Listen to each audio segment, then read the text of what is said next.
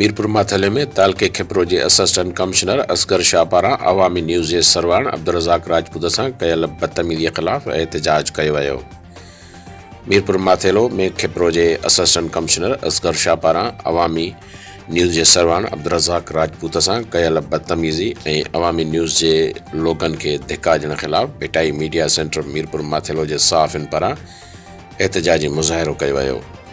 इन मौक़े ते صحافين जावेद लाशारी, अवामी न्यूज़ जे रिपोर्टर मुजाहिद कबोल, माशूक छिजण, सईद चांडियो, ग़ुलाम मुस्तफ़ा महर ऐं ॿियनि चयो त हक़ सच लिखण ते अवामी न्यूज़ जे सरवाण अब्दुरज़ाक राजपूत सां बदतमीज़ी करण जी सख़्त लफ़्ज़नि में मुज़म्मत कयूं था ऐं घुर कयूं था त हिन बदमस्त असिस्टेंट कमिश्नर खिपरो ख़िलाफ़ एक्शन वरितो वञे।